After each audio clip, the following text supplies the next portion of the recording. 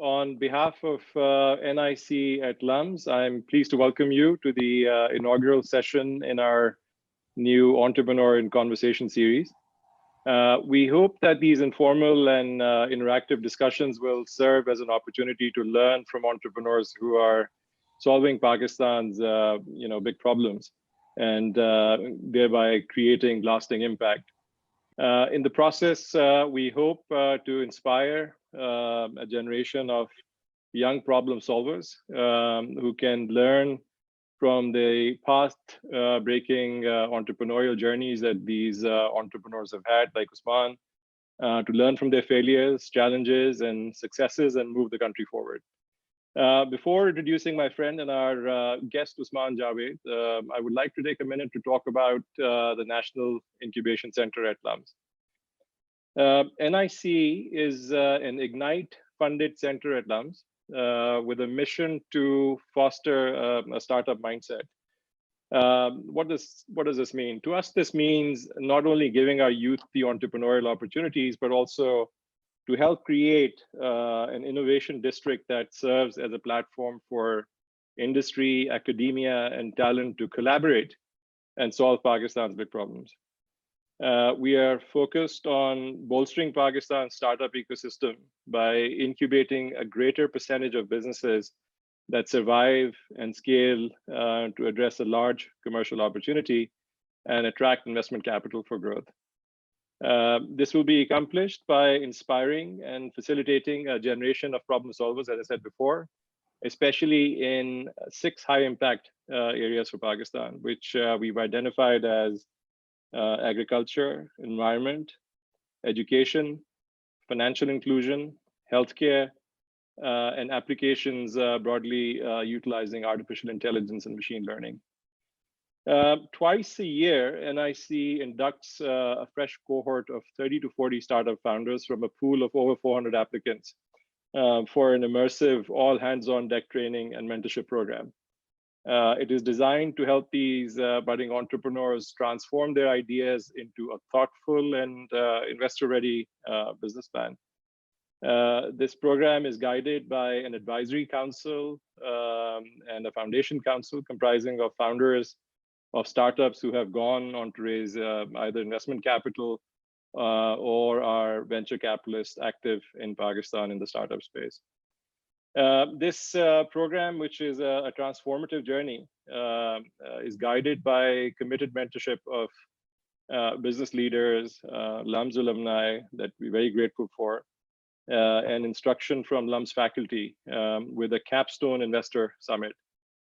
So please, I encourage you to check out and register at niclahore.com for periodic updates and stay in touch. Now, let's move to the interesting part. I'm thrilled this morning that for our inaugural session, we are able to bring to our audience a founder who I have deep respect for. I mean, he is harnessing the power of data analytics and machine learning to solve for 2 massive and overlapping opportunities in agriculture, as well as financial inclusion in Pakistan. So please join me in welcoming Usman Javaid. Usman is the trailblazing co-founder and CEO of Ricult. Before founding Ricult with his fellow classmates at MIT, Usman worked at Engro, Nestle, and Telenor in Pakistan and was part of the team that launched Easy Pesa. He has a wealth of experience to learn from and top-notch education from MIT and Lums. Our discussion will be very informal and it'll specifically revolve around use of technology broadly in the agricultural sector. We will try to organize the conversation in 3 parts, where first part will help frame the overall opportunity in agriculture and food security globally. Second part will hone in on issues in generating relatively comparable productivity and quality to our region in Pakistan and highlight associated opportunities by learning from others. And the third part will focus on the entrepreneurial journey of Ricult, whereby I'm very keen to learn of the lessons learned and advice that Usman has to share with our budding entrepreneurs. And finally, we'll have Q&A with a few members of the NIC's current cohort, which is under training at Lums. And we also welcome your questions and comments, which will be relayed to me by a moderator who I would be happy to consolidate and ask. With that, Usman, welcome again. Please help us understand your big picture journey from Easy Pesa to Ricult and why agriculture. So over to you.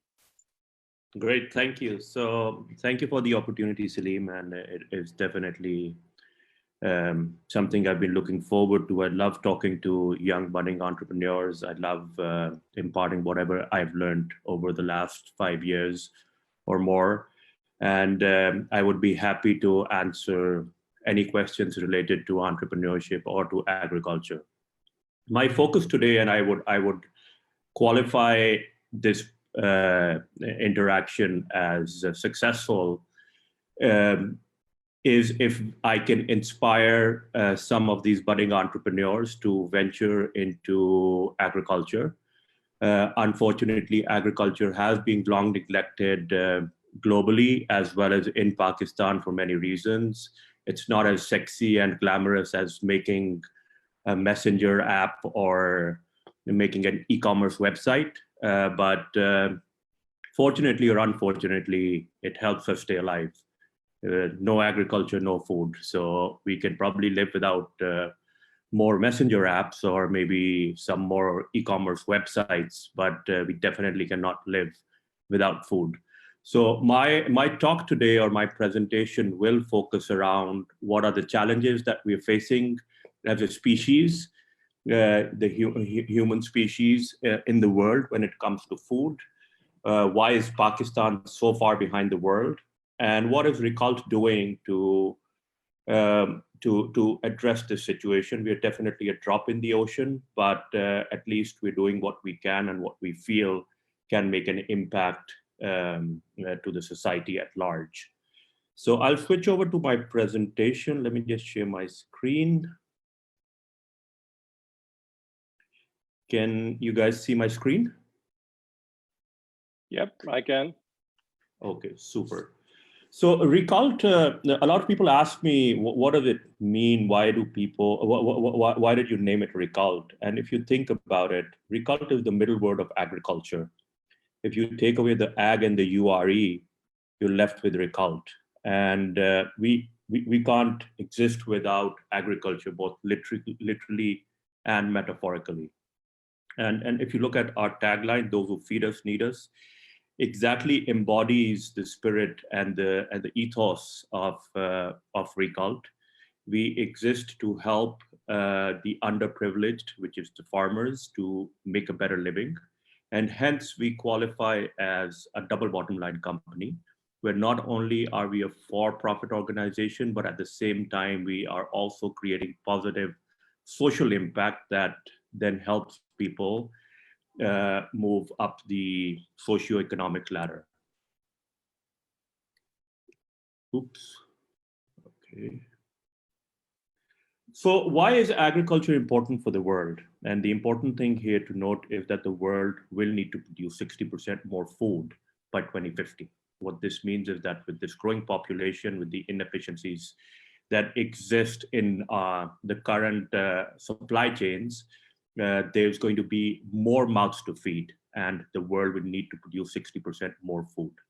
30% of the world's grains are wasted today, and they're wasted because there are too many intermediaries, the supply chains are not efficient, and 80% of this 30% happens in the developing world. And this is the big one.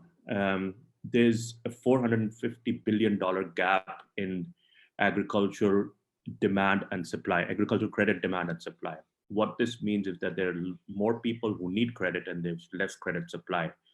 And when I say credit supply, I mean formal credit supply like banking institutions and mainstream banking. So what this does is what this shows is that there's a huge financial exclusion in agriculture. And surprise, surprise, 75% of the world's poor are farmers because they don't have the the funding available to come up with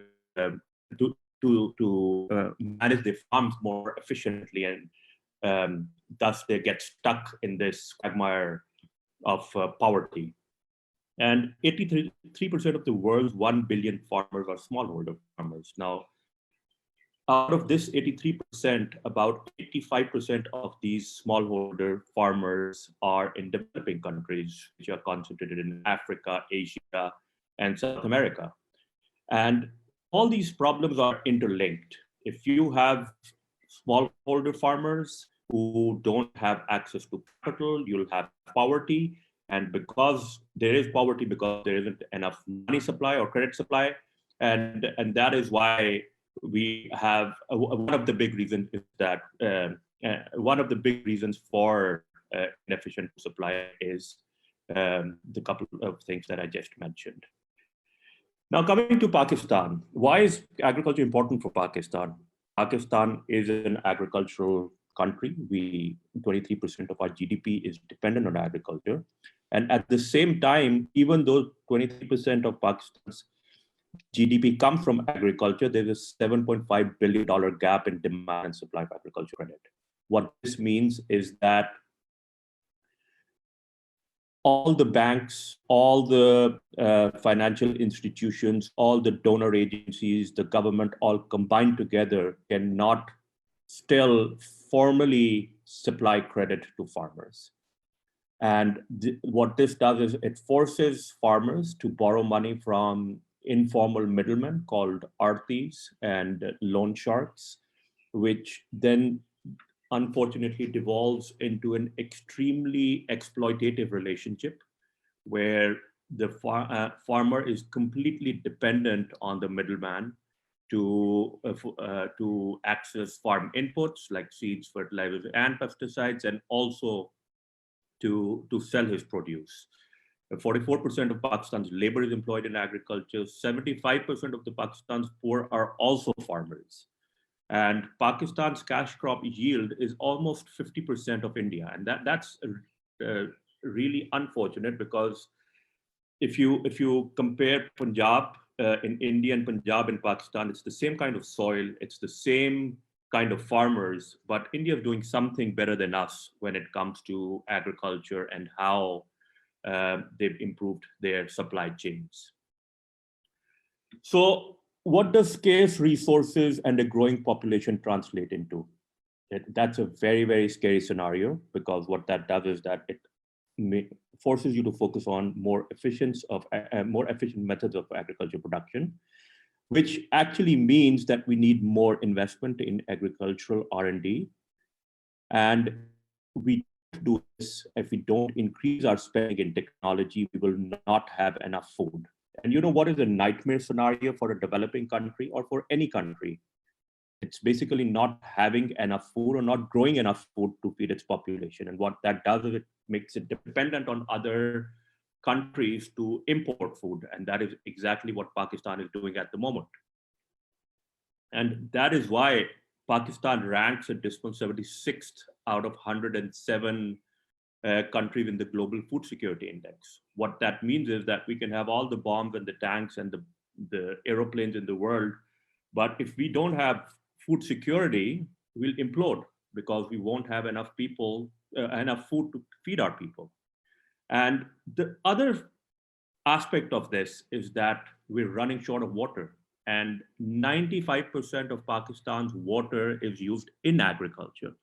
The entire industry, all the industry combined, uses just 3% of water. All domestic consumption is 2% of water.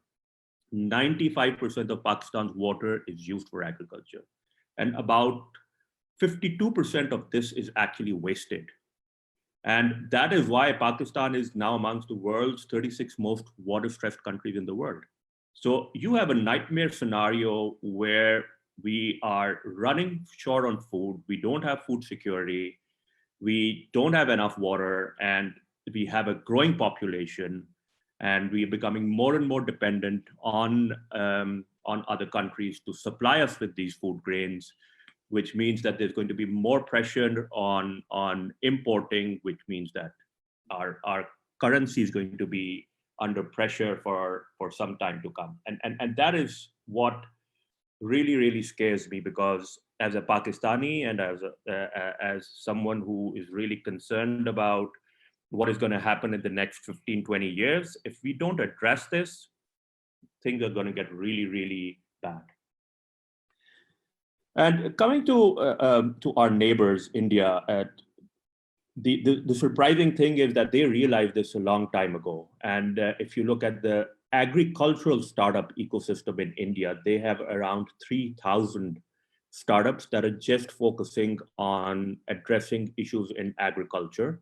And some of these companies now have become billion-dollar companies. There's a company called Ricult Inc, which recently did their Series E, and they raised around $250 million. It now operates in 20 different countries.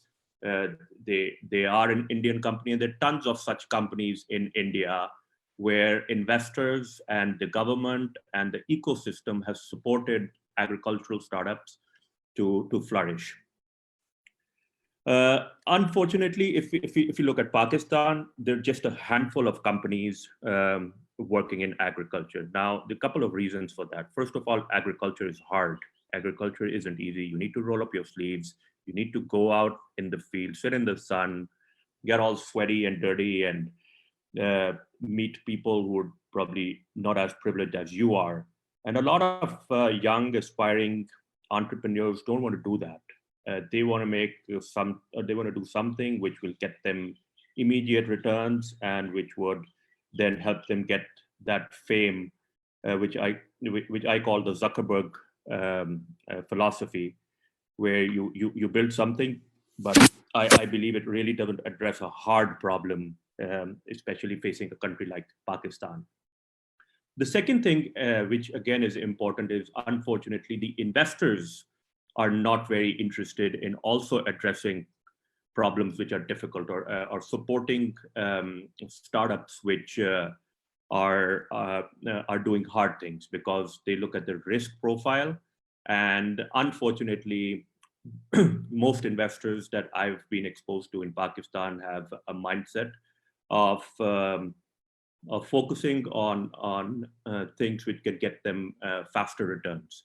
Agriculture is a long-term play. It's a test match. It's not a T20 where you put in money and you'll get a 10x return in a year or 2 years. This is the long game, because changing mindsets, trying to address structural issues, trying to change deep-rooted preconceived notions is something that doesn't happen overnight. And that is why it scares away a lot of entrepreneurs. And that is why we just have a handful of startups who are focusing on agriculture. So Saleem, do you want to take a break here and do a question? Yeah, look, I think this is or... I think we'll take the questions in the end, but just reflecting on the conversation thus far. I mean, when we talk about agri-tech, I mean, it's a huge space. I mean, starting from biotech, life sciences, plant science, moving over to sensors and precision agriculture, and then sort of thinking about irrigation, water management, and then there's also the aspect of supply chain and traceability and food security and so on and so forth. So it's like a whole ecosystem, and I see that you have the slide up on your screen that sort of illustrates that. So if you could just walk us through that in terms of highlighting the opportunities that young entrepreneurs in Pakistan can focus on and bring value to, I think that'd be great. And then I think as a final piece of the conversation, we'll probably just focus on why you chose the financial inclusion part of it as the starting point for your agtech value contribution to the country. Yeah. So agriculture is unlike any other industry. It's a world of its own, because it includes everything that you'll find in different industry verticals. You have financing, you have supply chain, you have consumers, you have users, you have buyers, you have sellers. So it's a world of its own. And if you look at this illustration here on the screen, you can actually look at all the areas that are covered under agriculture. In fact, this illustration does not include financing, which again is a completely very, very large part of the agricultural ecosystem, especially in developing countries. But if you, and let me make a distinction here between agtech and fintechs. So agtechs are companies that develop agricultural technology that help the ecosystem in improving productivity. That it could be in terms of increasing yields or reducing costs or making the supply chains more efficient.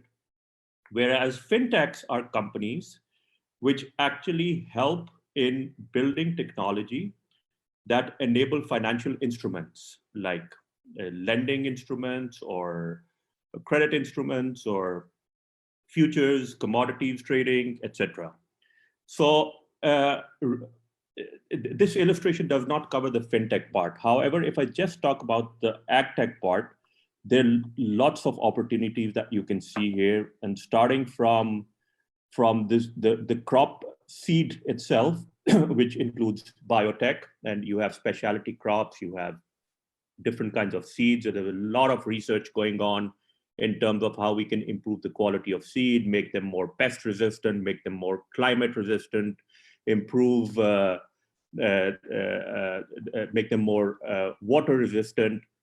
Then if you move into the entire growth stage, there are companies that focus on improving farm management.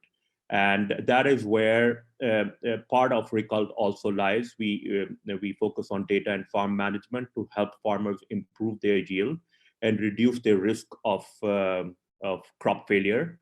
You have automation opportunities, water management. Even once the harvest is done, there's still opportunity in terms of traceability, in terms of retail. Some of the work that we're doing with the WWF in Thailand is we're connecting consumers with farmers so that they can identify the exact farm which produced the crops that went into the product that they're buying. So in Pakistan, if you start off from providing seeds, fertilizers, pesticides, to helping farmers grow more, to selling their crop, to connecting crop buyers to suppliers and farmers and supply chain, logistics. The opportunities are immense. I can go into more specific details if there is interest. But if you see this illustration, there's a lot that can be done in this space. And if you look at agtech by numbers, you'll see in terms of category, the bulk of it is coming from biotech, followed by IoT, software and hardware. And again, in terms of funding stages, Series A, B, C, all the stages have been covered by investors because this is an industry which is growing across different dimensions. If you look at the problem area addressed, and if you look at the biggest chunk of this, 44% of the problems are focused on crop nutrition, health, and protection, whereas farm management and forecasting, which is the area that Ricult lies in, is 32%. About $3.2 billion were invested by investors in globally in 2020 in the space of biotech. That is part of agtech.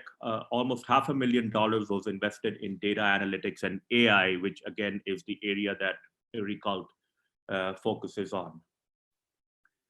Saleem, do you want to move forward, or should? Yeah, could you? I mean, these are very interesting slides. So, I mean, I assume these are obviously global sort of metrics. If we were to sort of think about contextualizing Pakistan in this, in these buckets, you know, what amount of capital has been raised other than you guys, or maybe in total, and in which sectors has it been? Yeah, so in Pakistan, there isn't a lot of distinction. First of all, as I mentioned, there are just a handful of companies that are focusing on ag-tech. The second thing is that only I was reading this report by, I think, one research house in Pakistan, and about only 8% of the investment in 2020 of the total investment that was made by VCs was in ag-tech related startups. So we are far behind when it comes to prioritizing ag-techs and this space from both the startups side as well as from the investor side. Because there aren't a lot of startups, I presume the investors are also not focused on it too much. And at the same time, because it's a chicken and egg thing, because probably startups also realize that raising investment in this space is going to be difficult. So they shy away from focusing too much on this space. But I think that, you know, what I like about what you've mentioned about NIC, that agriculture is one of the 6-7 strategic most areas. And I think making it a strategic area gives it more importance and focus. And I would hope that this translates into more startups and more funding coming into this space. Yeah, and not just one of the 6 areas for us. It's actually, you know, the very fact that we're kicking off the series with agriculture obviously speaks to its importance in our minds because of its ability to create substantial impact. Now, can you comment a little bit on like the type of research that's happening in Pakistan? I understand that that research might not be commercialized as yet, but at least is there work going on in the background, if not for smallholder farmers, but for the larger farms? Are they organically doing their own research and implementing solutions that are helping them enhance yields and manage the sort of water in a more effective manner? Unfortunately, no. Unfortunately, completely. We're very, very far behind when it comes to professionally managing a farm, and a couple of reasons for this. First of all, 60% of all farms in Pakistan are less than 12 acres. So that's a big chunk of farmers which are not educated, don't have access to knowledge, don't have access to resources, are more than stuck in this cycle of poverty. And when someone is stuck in a cycle of poverty, it's difficult for them to think about other things other than just trying to pay off their debts. And that is why having a multi-pronged approach in agriculture in Pakistan is extremely important. And that's one of the reasons why we started focusing on the financial side as well. But answering your question, there are a couple of organizations, like Karandaz is one organization which is funded by the Gates Foundation that does a lot of research on the agricultural side. They focus mainly on financial inclusion. So they've done some good work. Other than that, honestly, I haven't come across a lot of organizations who would be doing formal research and then publishing it for the ecosystem to benefit from. Okay. The concept of corporate farming in Pakistan is extremely limited. I know for sure that China, as part of CPEC, is going to focus on corporate farms, but that is also a scary scenario because of the reasons that we know. So, I mean, we are in a tight spot, honestly speaking. Okay. Should we move on to your Ricult story and why you chose to focus on the financial inclusion part of it? So I'd like to start off with a video which gives you an interesting perspective into Ricult.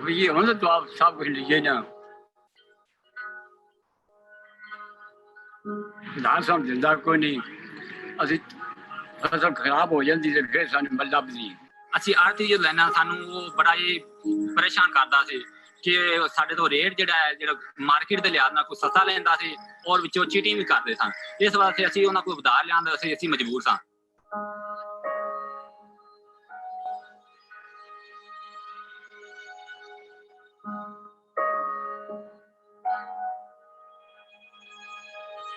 ਜ਼ਿਮੀਂਦਾਰਾਂ ਦੀਆਂ ਫਸਲਾਂ ਮੈਂ ਘੱਟ ਵਿਕਦੀਆਂ ਨੇ ਖਾਦ ਬੀਜ ਸਪਰੇਵਾਂ ਵਗੈਰਾ ਜ਼ਿਆਦਾ ਮਹਿੰਗੀਆਂ ਮਿਲਦੀਆਂ ਨੇ ਲਿਹਾਜ਼ਾ ਇਸ ਵਾਸਤੇ ਕਾਸ਼ਤਕਾਰਾਂ ਨੂੰ ਬੜਾ ਮੁਸੀਬਤ ਬਣ ਗਈ ਹੈ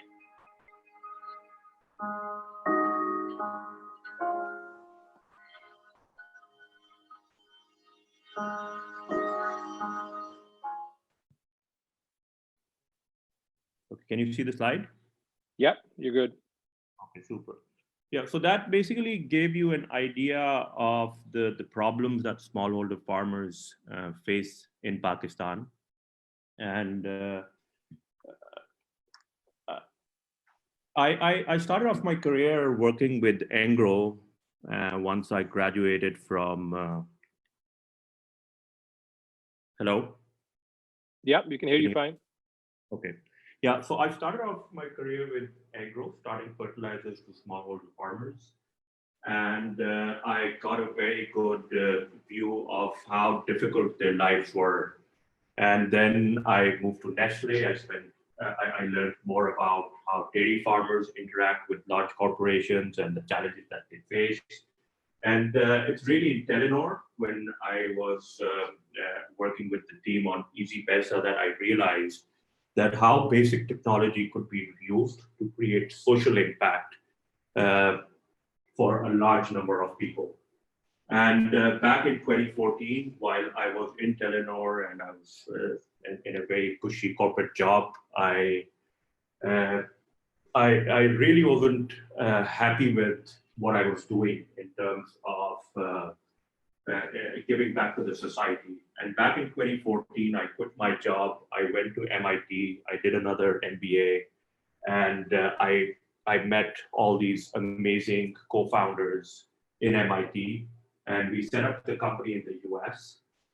And the good thing about my co-founders is that all of them share the same passion and the same concern about the challenges that people are facing globally and how we can use technology to make the world a better place. So Ricult was set up back in October 2015. We are headquartered in Boston. We currently operate in Thailand and in Pakistan, and we have almost now close to 40 people who are working with us. So in short, Ricult is a data analytics company that uses AI and machine learning to provide actionable insights to farmers, agribusinesses, mills, and financial institutions in Thailand and Pakistan.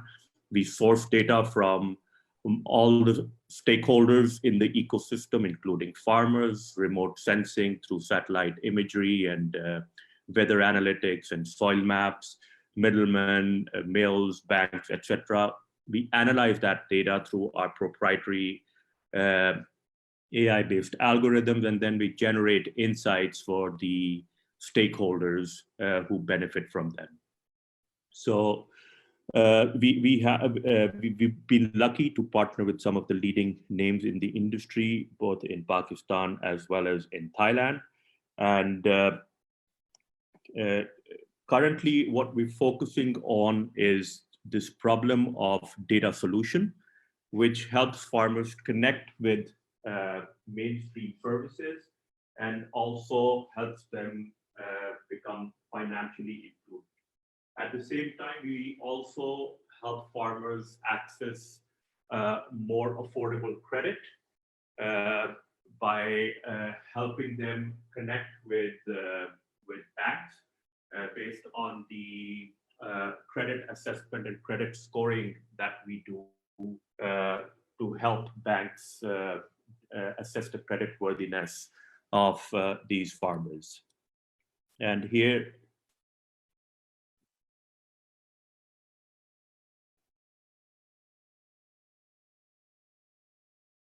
Hello? Yep. Yeah. So here is basically an illustration of how this works. We have a farmer app. We are also working on an IVR solution, which helps the ecosystem connect with different organizations, and then different organizations can get access to insights based on their specific requirements.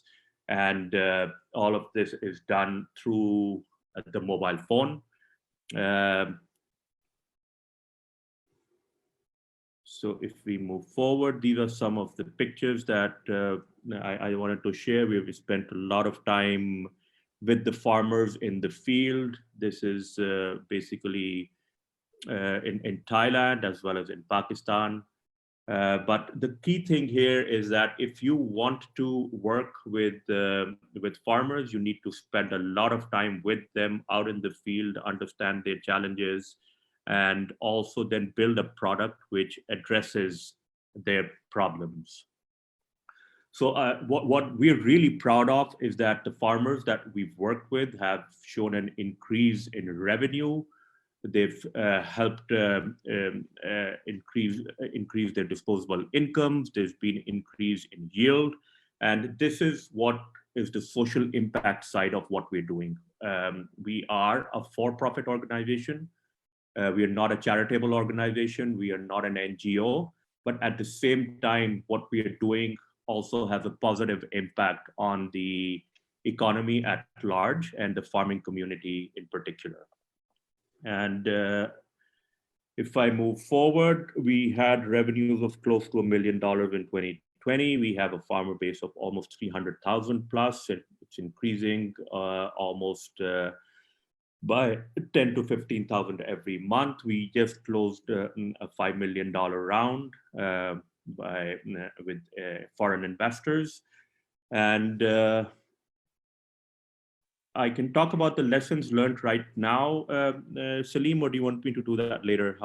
Yeah, I mean, you can do it now, but I just had a question, like in terms of the split between Thailand and Pakistan, and what lessons did you learn as far as the two countries are concerned? Is there stuff that we can learn from Thailand to implement in Pakistan and vice versa?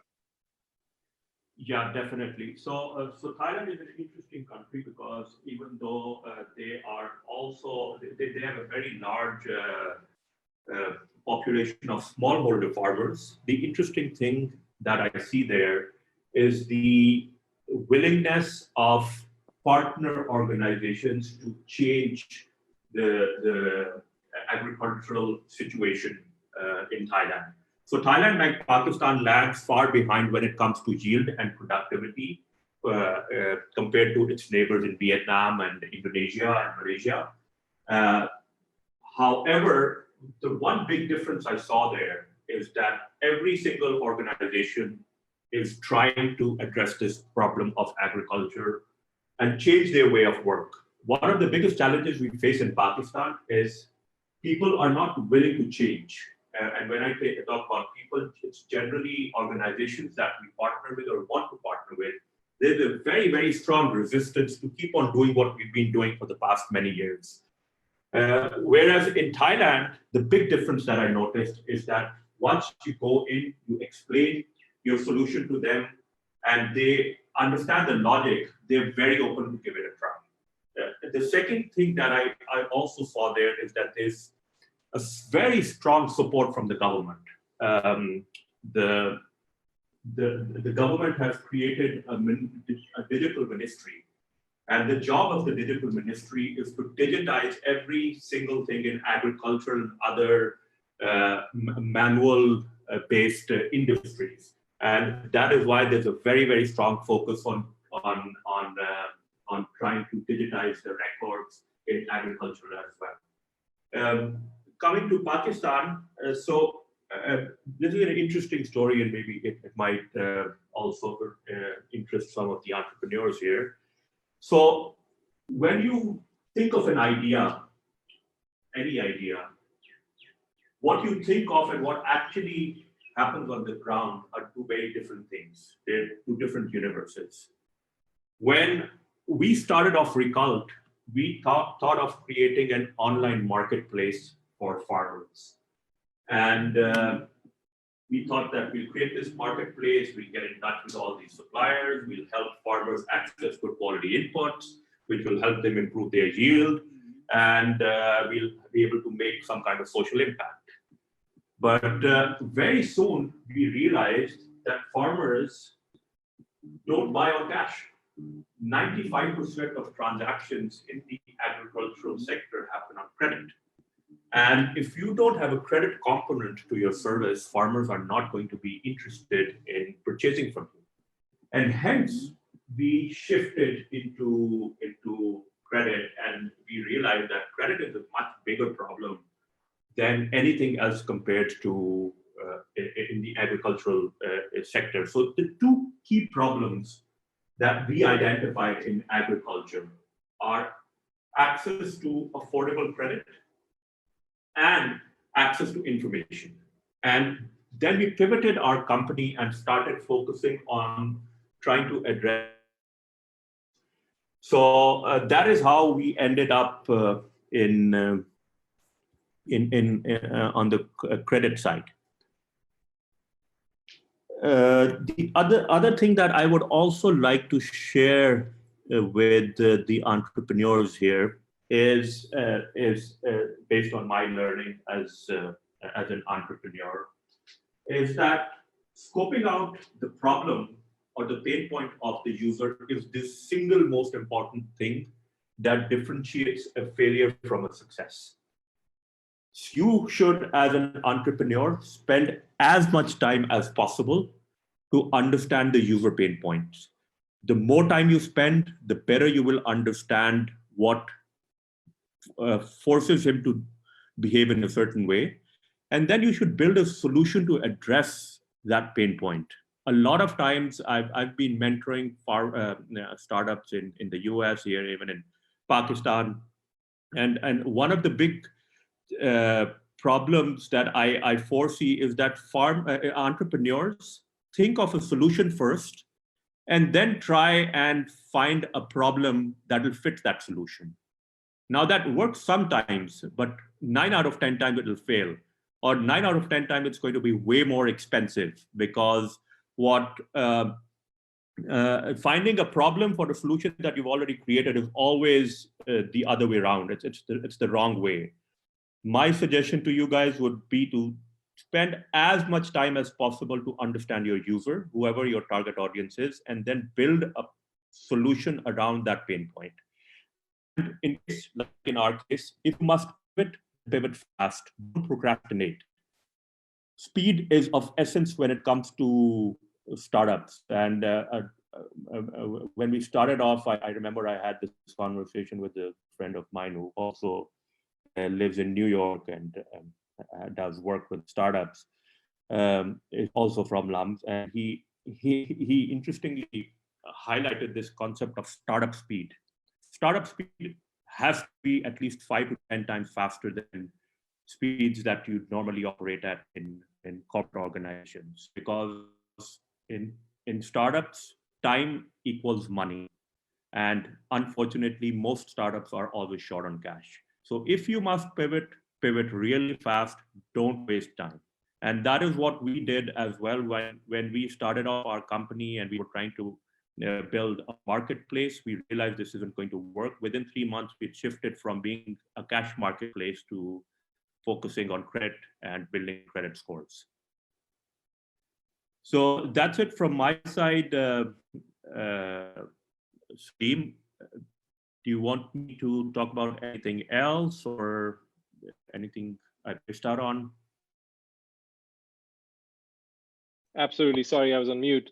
I think this is a great overview, and really appreciate that. I think it's time that we open up the floor to questions, initially from our current cohort that's registered and getting trained at NIC.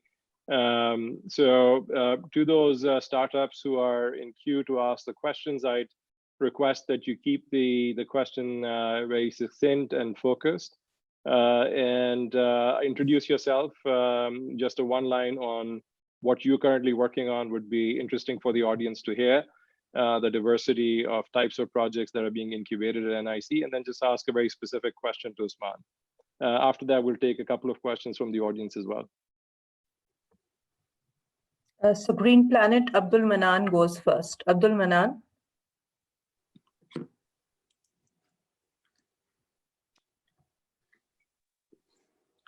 Hello, I am Abdul Manan. Can you hear me? Yes, I Mr. can. Manan, Yeah, go ahead, please. Okay. My first question is how you help farmers to increase their income besides crop monitoring and financial services. What kind of expert advice you provide them to make them self-dependent? Not So to we take provide them, we provide them with customized information based on how we monitor their farms through satellite imagery. Once we have the satellite imagery of the farm, then we can identify cropping patterns and we can identify growing patterns. And based on that, we then give them very specific, customized advice tailored to their farm. Okay. How Ricult is different than traditional middleman, as you also provide loans loans to farmers by partnering with banks, and banks demand more safety documents than middlemen. Yeah, that's a great question. So that is so first of all, banks are different from middlemen in the sense that if you look at the microfinance banks, they don't require a collateral, and it's a collateral-free loan. Now, when it comes to documents, I completely agree with you. There's a lot of documentation that banks need, which is skewed in favor of banks, and at the same time, it forces the farmers to run away from such problems. So one of the things that we're working on is building digital credit profiles for farmers, which we then share with the banks. So based on that, the banks can take a lot of decisions without looking or asking the farmer for documentation. Okay. It's been 5 years since you started. What hurdles are there that limits your operation to few districts in Punjab and not expanding to whole Pakistan? So first of all, we are working in the whole of Pakistan. We are not limited to a few districts. Our app and services can be downloaded from anywhere in Pakistan, and farmers can also connect with us. However, there are certain services that we have limited geographically because they are a function of our partners. And since some of our partners don't operate all over Pakistan, so we also limit our operations accordingly. When it comes to hurdles, there are lots of hurdles. Every day is a hurdle when you're running your own company, starting from managing your teams to managing your partners, to managing your investors, to making sure that you deliver on your commitments, to external challenges, things probably not going the way you expected them to, from even sometimes your technology does not work out the way it was expected to. So yeah, hurdles are there almost every day. So how you cope, how you overcome those problems? You need to have a problem-solving mindset. So I always say that entrepreneurship is not for the faint-hearted. You need to be very, very strong. I've lost almost all my hair. I've probably aged 10 years in the last 5 years. So it is a lot of stress, but I think the key thing here is to have a problem-solving mindset, to have a very strong team. The stronger your team, especially your co-founding team, the easier it is for you to overcome hurdles. I think your last response, Usman, was a lie, because I think you're the Benjamin Button of our class. I've seen you the same 24 years. Sorry. So let's go on to the next question from the cohort. Please introduce yourself and speak a little bit about, like, maybe a line on your own venture. What is it that you're working on at NIC, so people can get a little bit of appreciation for the kind of work that's happening at NIC right now? Abdul Manan, do you have another question? And Usman, Abdul Manan is a huge fan of yours. And when we introduced him that you'll be coming in, he was very excited. So Manan, just a liner about your startup. And if you think that there is any of the two questions that are left that Usman hasn't answered already, you can ask that. Otherwise, I'll move to the next one. Yeah, and just another thing, Abdul Manan, I'm in Pakistan for the next couple of months. Please feel free to connect with me anytime you want. You can take my contact details from Saleem or the team. Happy to connect with you. Thank you. Don't worry. We're going to rope you in a lot more than you think you're going to get roped in. So. My pleasure. My startup name is Green Planet, and we are working on agri-tourism and value addition of products for farmers. So it can increase the lifestyle of farmer beside cultivating traditional crops. We are focusing on unconventional crops like mushroom, stevia, and other herbs that can increase their profit margin and help them to help them to be self-dependent and not to take loan from another time for to grow their crops. Basically, that's our basic idea. And my next question was how your startup help them to become self-dependent. तो अभी तो self dependent नहीं हुए हैं लोग because बहुत अरसे से वो लोग एक पॉवर्टी साइकिल में फंसे हुए हैं जी. और एक बंदा जिसका बाप भी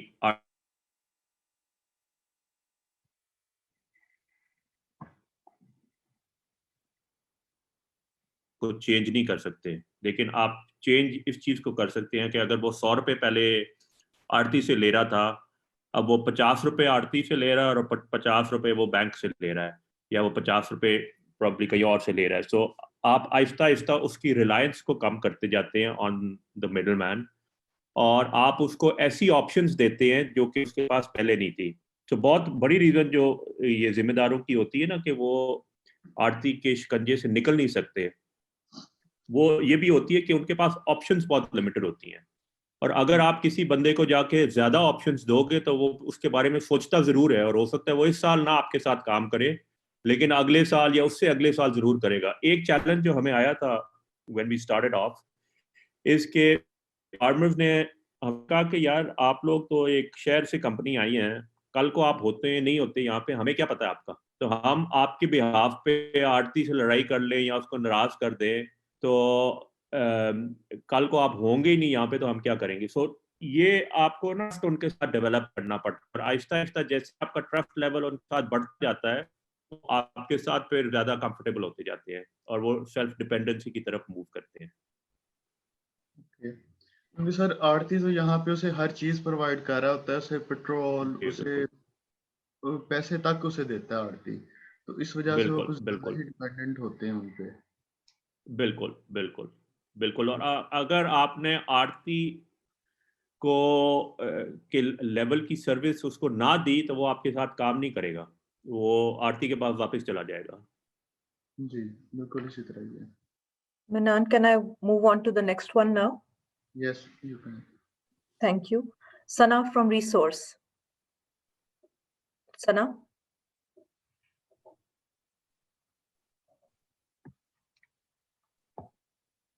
Daniel from Soch. Usman, I will just, Daniel, G. Daniel, a little introduction about yourself and then your question.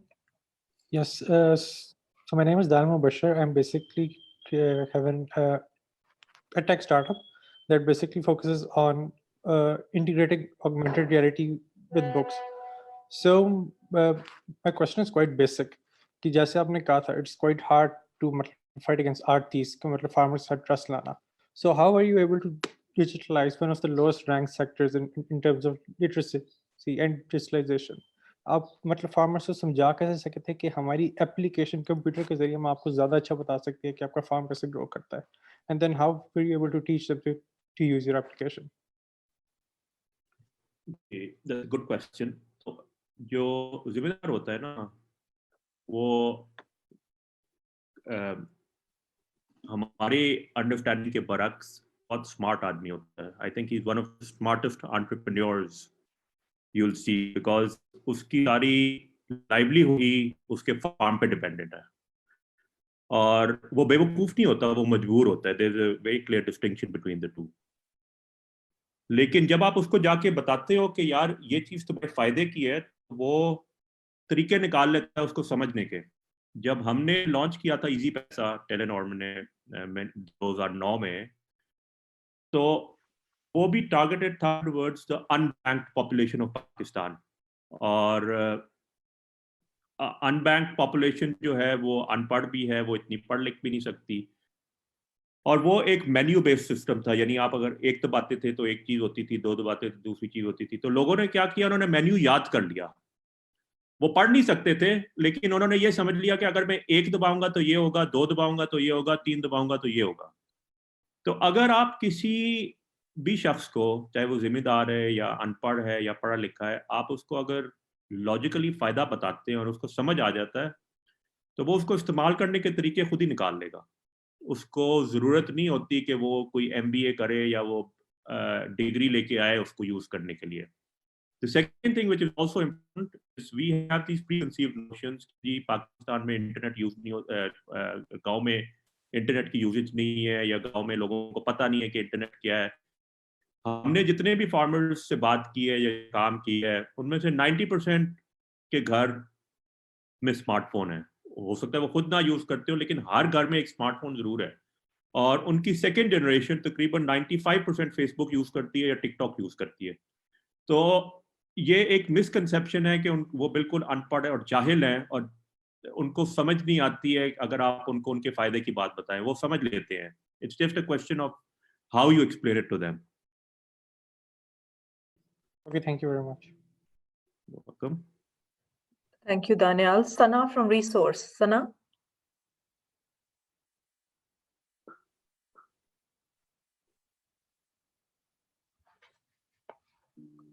Amber from Study Assist.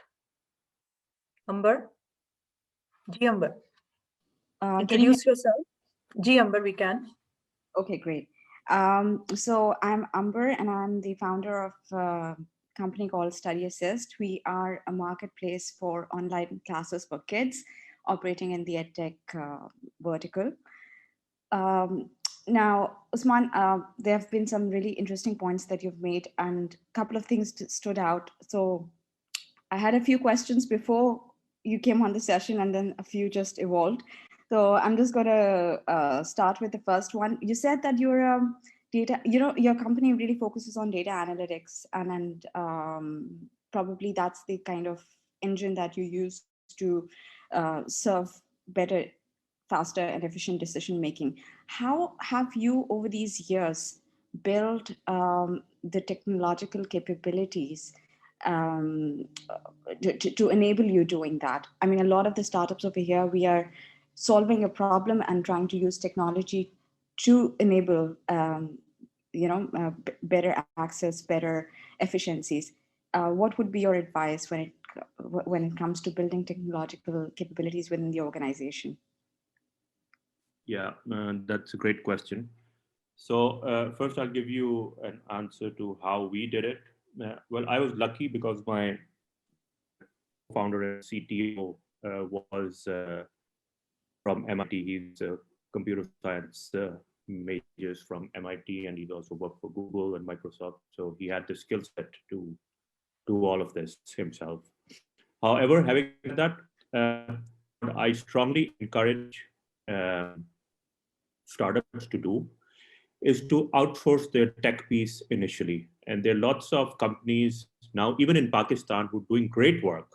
If I did not have my tech team internally, I would have definitely outsourced this to them. One that comes to mind is Venture Drive. They're based out of Islamabad, and they hire resources on your behalf and help you build products. Till the time you don't build your own tech team, they can definitely support you. So the reason why I say this is because it's difficult for startups to attract good talent initially because they're cash strapped, and you don't get a lot of good people who want to join you if you're not paying them a lot of money.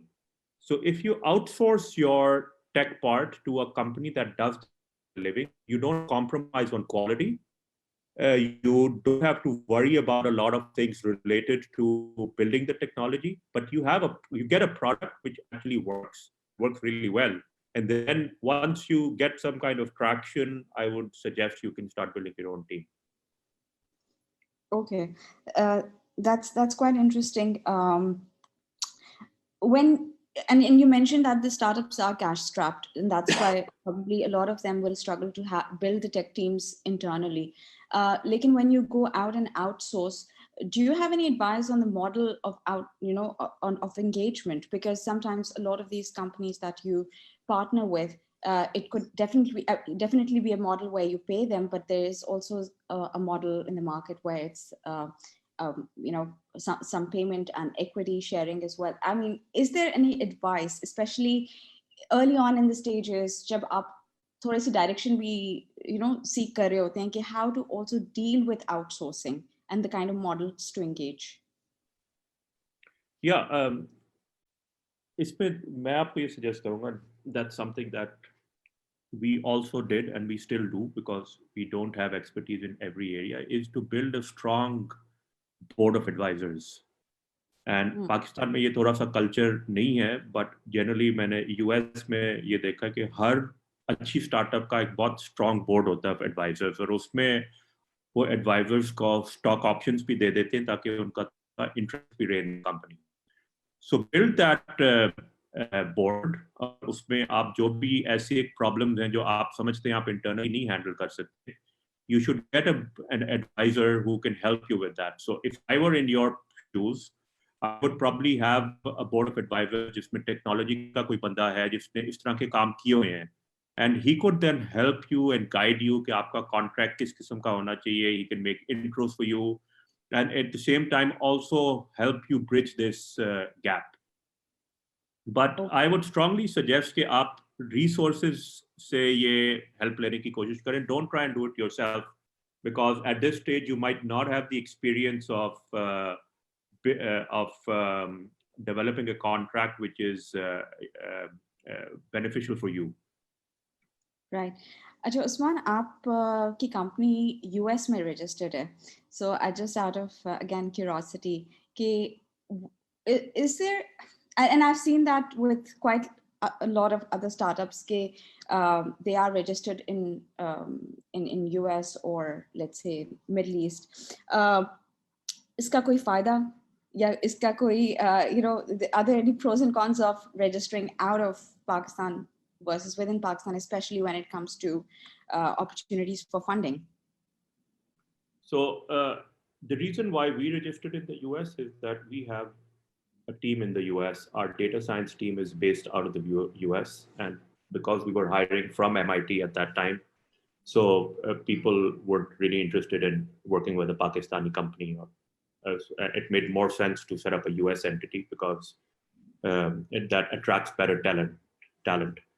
When it comes to investors, especially international investors, and I'll be very blunt about it, international investors find it difficult to work with a company registered in Pakistan because of whatever reasons. We have a bad media presence, we get a lot of bad press. A lot of international investors aren't fully aware of things that are happening on the ground. I'm talking about institutional investors. I'm not talking about angel investors. I'm not talking about Pakistani expats. I'm talking about the Sequoias of the world or the Bessemers of the world, जो कि large, बड़ी institutional investors होते हैं. So it definitely helps अगर आप उस तरह के investors को target कर रहे हो. अगर आपका फोकस प्योर पाकिस्तानी इन्वेस्टर्स पे है या एक्सपैट कम्युनिटी पे है, फिर इतना फर्क नहीं पड़ता. I know a lot of companies जो कि प्योरली पाकिस्तान में काम कर रही हैं, and they raised a lot of money from the US Pakistani diaspora से ओपन के थ्रू उन्होंने काफ़ी पैसा रेज किया है. So it all depends कि आप किस तरह के इन्वेस्टर के साथ काम करना चाह रहे हो, and at the same time आपके लिए किस तरह का इन्वेस्टर सूटेबल है. Okay. लेकिन maintaining a company in the US is not easy if you don't have a presence there. हमारी तो पूरी टीम है वहाँ पे. We have an accounting team, we have tax consultants. If you don't have that, it's a very expensive proposition. Okay, thank you for calling that out as well. Last but not the least, 5 साल हो गए आपको in this let's say entrepreneurship jungle, right? So are there any key bad decision moments that you've had that really, I mean, of course, at the end of the day, every point is probably a learning point. Like, are there any bad decisions that you've made and then you want to sort of talk about, just to sort of give a bit of a confidence to the cohort as well? This will happen. You will make decisions, and some of them might be just these bad decisions, but then how do you also deal with it once you've made it, and how fast you deal with it? Yeah, I mean, we all make a lot of bad decisions. We all make a lot of good decisions. As long as your good decisions are more than your bad decisions, in the end, it all works out. You just need to make sure that your bad decisions aren't more than your good decisions. So I think that bad decisions से ज़्यादा important होती है आपकी judgment कितनी खराब है. I call it bad judgment rather than bad decisions.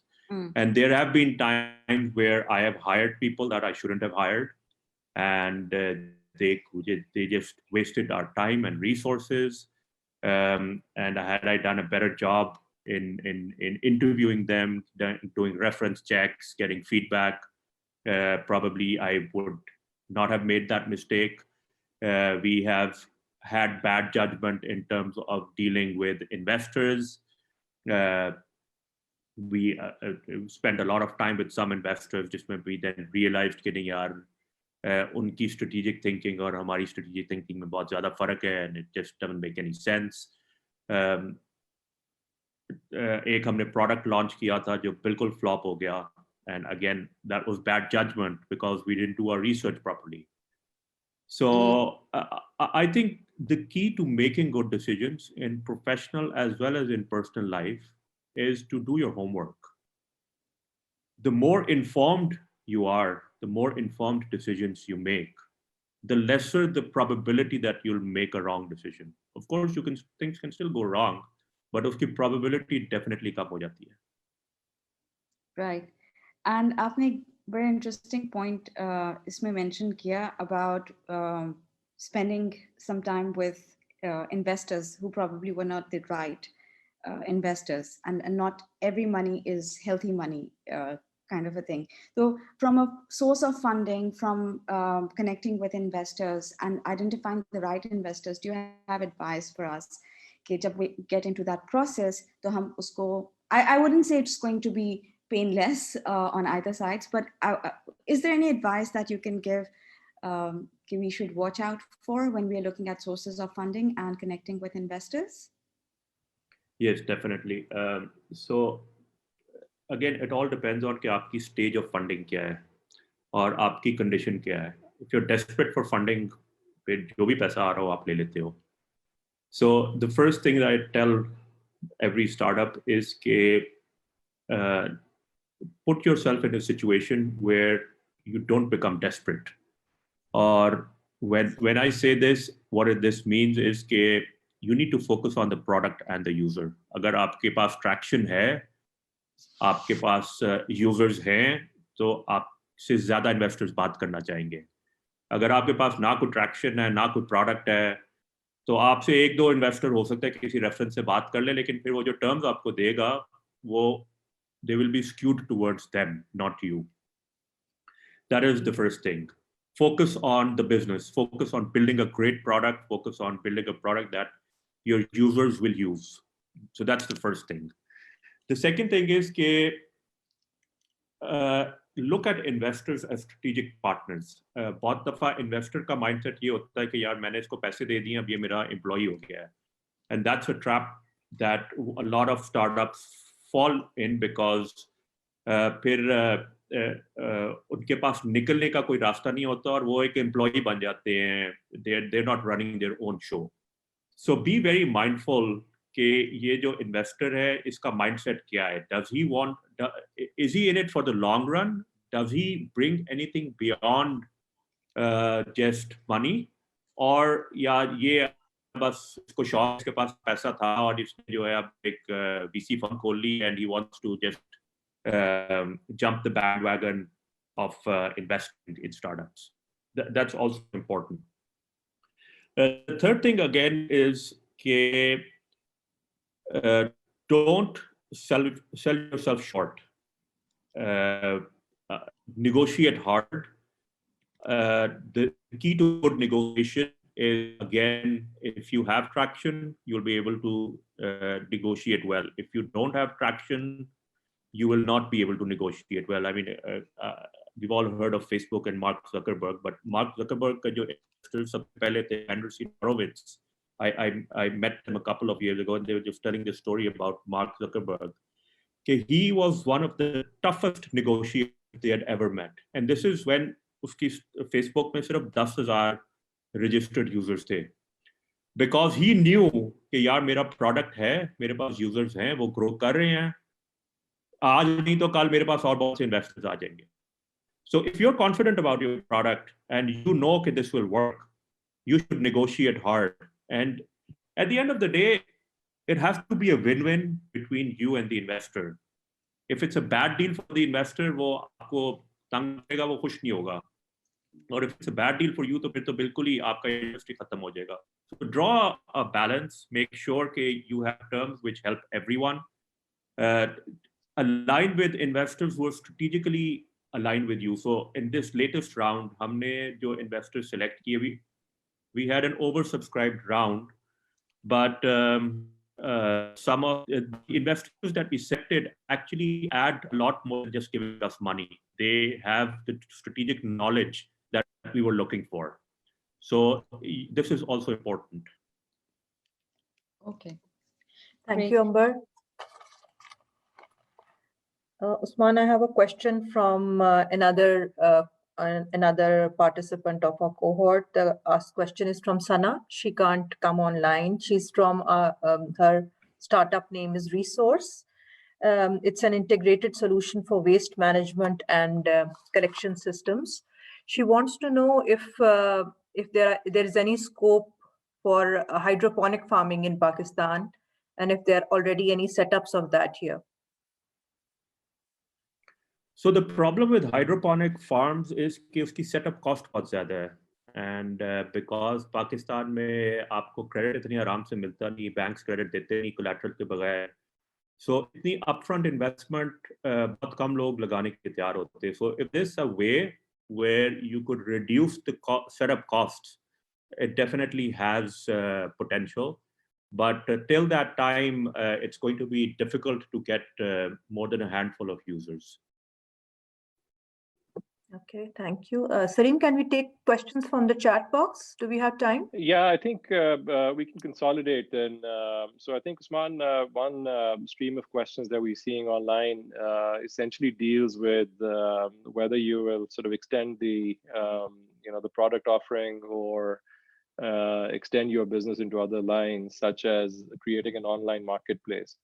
So you can enable direct access to markets, and hence enable greater margins for these farmers. So if you can speak to that or any other extensions that you're doing to your business, that'd be great. Yeah, so the biggest problem with actually online marketplace is the logistics infrastructure. Even in urban areas, Pakistan mein, a lot of big companies, including some of the big names here, are struggling with fulfillment or the last mile, jisko kehte hain. And this gets even worse when you move to rural areas because wahan pe aapki courier companies ka koi footprint hi nahi hai. So one of the biggest challenges that we need to overcome if we want to get into full-fledged online marketplaces is to solve this problem of rural logistics. So far, the economics do not make sense. So that's something that we're still working on. But our core focus for the coming time is on data and data analytics. And there's a lot that can be done in this space, from predicting yields to helping the government make the right decisions, to forecasting floods, to forecasting droughts, to helping farmers get crop insurance. So our forte as of now, and the team that we've built is around data science. So, and we're trying to reduce our focus on manual operations. So online marketplace का एक बहुत बड़ा element ये भी है कि you need to have a very large team on the ground, which we don't want to do at this point in time. So as long as we're in the data science space and we can use data to predict the future, that is going to be our growth focus. Fantastic. Sorry, go on, Simon. There's a question about online marketplace for farmers by Shiza on Facebook. She's asking, do you provide an online marketplace to farmers to trade? If you do that, what exactly is the design, and how receptive were they on the online database? Yeah, so we did have an online marketplace, and there was a lot of interest, but the farmers don't want to buy on cash. They want to buy on credit. So some of the challenges that we got into were that once they would place an order, and 90% of online orders in Pakistan are on COD, which is cash on delivery, which means that once you deliver the product, the user or the person who ordered the product pays cash to you. So one of the problems that we would run into is that the farmers would place an order, and then when we would deliver the product, they would say that we'll pay you in a week's time, which actually never happens. So unless you can solve that last mile problem of logistics and credit recovery, online marketplace is probably not something that we'll get into. Usman, one question I wanted to ask you from an investor's point of view. I mean, you said that agri-tech is generally lagged other sort of sectors simply because it doesn't seem as sexy. But in terms of the return on investments, I mean, can you talk a little bit anecdotally about the general types of returns that investors have been able to generate, as well as the underlying margin structures in these businesses across the value spectrum? Yeah. So again, it depends on which sector you look at. For example, there are huge returns in biotech. The returns in data analytics is very, very high.